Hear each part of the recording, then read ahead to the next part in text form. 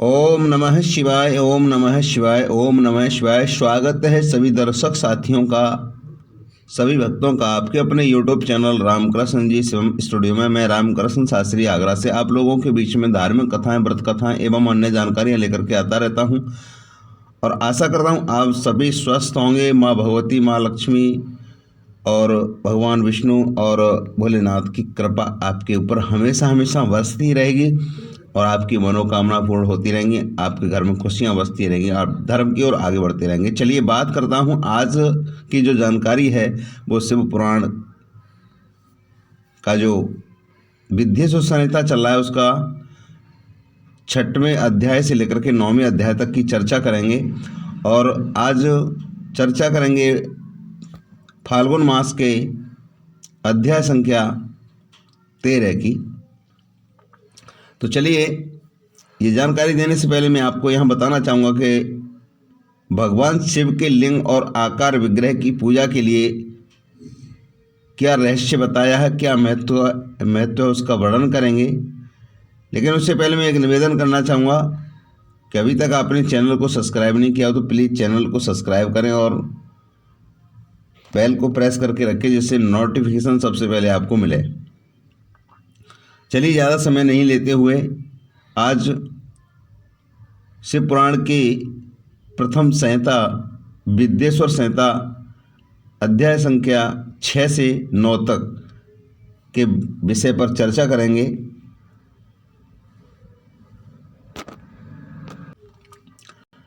भगवान शिव के लिंग एवं साकार विग्रह की पूजा के रहस्य तथा महत्व का वर्णन।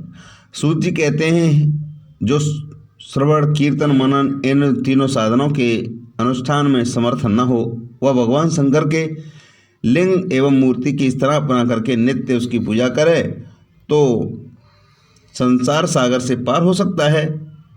वंचना और छल न करते हुए, यानी बिना छल के, मोह कपट छल छिद्रण भावा, बिना कपट के, बिना छल के वो अगर ये काम करता है तो अपनी शक्ति के अनुसार धनराशि ले जाए और उसे शिवलिंग और शिव मूर्ति की सेवा के लिए अर्पित कर दे।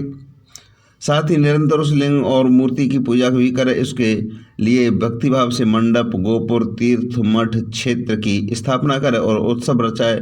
वस्त्र, गंध, पुष्प, धूप, दीप तथा पूजा के शाक आदि व्यंजनों से युक्त भांति भांति के भक्ष भोजन अन्न नैवेद्य के रूप में समर्पित करे। छत्र, ध्वजा, व्यंजन, चामर तथा अन्य अंगों सहित राजोपचार की भांति सब सामान भगवान शिव के लिंग और मूर्ति पर को चढ़ाए। प्रदक्षिणा करे, नमस्कार करे और यथाशक्ति जप करे। आवाहन से लेकर के विसर्जन तक सारा कार्य प्रतिदिन भक्ति भाव से संपन्न करे। इस प्रकार शिवलिंग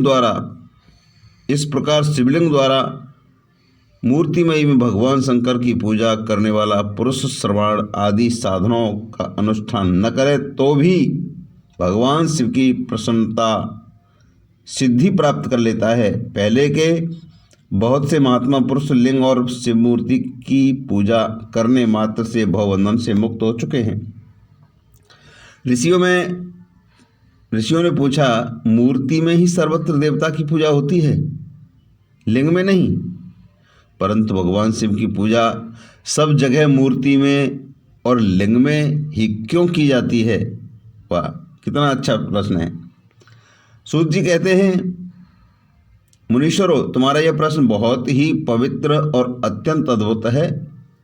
इस विषय में महादेव जी ही वक्ता हो सकते हैं, यानी वही बता सकते हैं, कोई दूसरा इस बात को नहीं बता सकता। कोई दूसरा पुरुष कभी और कहीं भी इसका प्रतिपादन नहीं कर सकता। इस प्रश्न के समाधान के लिए भगवान शिव ने जो जो कुछ कहा है और उसे मैं गुरुजी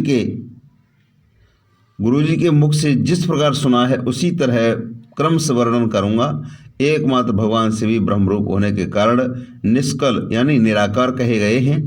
रूपवान होने के कारण उन्हें सकल भी कहा गया है और इसलिए वे सकल और निष्कल दोनों हैं। शिव के निष्कल निराकार होने के कारण उनकी पूजा का आधारभूत लिंग भी निराकार ही प्राप्त हुआ है, अर्थात शिव के निराकार स्वरूप का प्रतीक है। इसी तरह शिव के सकल या साकार होने के कारण उनकी पूजा का आधारभूत विग्रह साकार प्राप्त होता है, अर्थात शिव का साकार विग्रह उनके साकार स्वरूप का प्रतीक है। सकल और अकल समस्त अंग आकार सहित निराकार रूप होने से ही ये ब्रह्म शब्द से कहे जाने वाले परमात्मा, यही कारण है कि सब लोग लिंग निराकार और मूर्ति साकार दोनों में ही सदा भगवान शिव की पूजा करते हैं। शिव से भिन्न जो दूसरे देवता हैं वे साक्षात ब्रह्म नहीं, इसलिए कहीं भी उनके लिए निराकार लिंग नहीं उपलब्ध होता। पूर्व काल में बुद्धिमान ब्रह्मपुत्र सनत कुमार मुनि ने मंदराचल पर्वतन नंदिकेश्वर से इसी प्रकार का प्रश्न किया था। तो अब सनत कुमार बोले थे कि भगवान शिव से भिन्न जो देवता हैं, यानी जो शिव से भिन्न अलग जो देवता हैं, उन सब की पूजा के लिए सर्वत्र प्राय वीर मूर्ति मात्र ही अधिक संख्या में देखा और सुना जाता है। केवल भगवान शिव की ही पूजा में लिंग और वेर दोनों का उपयोग देखने में आता है। अतः कल्याणमय नंदकेश्वर इस विषय में जो तत्व की बात है उससे इस प्रकार बताइए जिससे अच्छी तरह समझ में आ जाए। नंदकेश्वर ने कहा, निष्पाप ब्रह्म कुमार, आपके इस प्रश्न का हम जैसे लोगों के द्वारा कोई उत्तर नहीं दिया जा सकता, क्योंकि यह गोपनीय विषय है और लिंग साक्षात ब्रह्म का प्रतीक है। तथापि आप शिव भक्त हैं, इसलिए इस विषय में भगवान शिव ने जो कुछ बताया है उससे ही आपके समक्ष कहता हूँ। भगवान शिव ब्रह्म स्वरूप हैं और निष्कल यानी निराकार हैं, इसलिए उन्हीं की पूजा में निष्कल लिंग का उपयोग होता है। संपूर्ण वेदों का यही मत है। सनत कुमार बोले, महाभाग योगींद्र, आपने भगवान शिव तथा दूसरे देवताओं के पूजन के लिंग और वेर के प्रचार का जो रहस्य विभाग पूर्ण बताया है और यह यथार्थ है, जो आपने बताया है वो यथार्थ है। इसलिए लिंग और वेर की आदि उत्पत्ति का जो उत्तम वृतांत है उसी को मैं इस समय सुनना चाहता हूँ। लिंग के प्राकट्य का रहस्य सूचित करने वाला प्रसंग मुझे सुनाइए।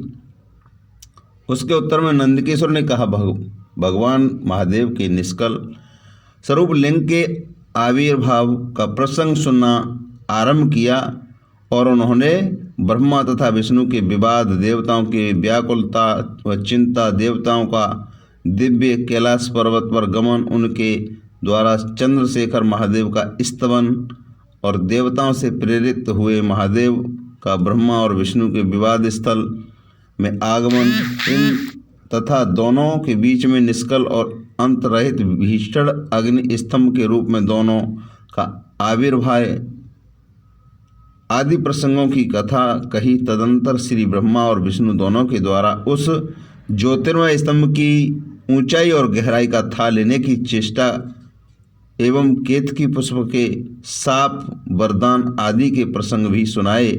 तो आज का अध्याय यानी 6 से 9 तक के आज के अध्याय संपूर्ण हुए। मिलते हैं कल 10वें अध्याय के साथ। तब तक के लिए हर हर महादेव, जय शंकर भोलेनाथ की, जय माँ पार्वती की। चैनल को सब्सक्राइब नहीं किया हो तो प्लीज़ चैनल को ज़रूर सब्सक्राइब करें।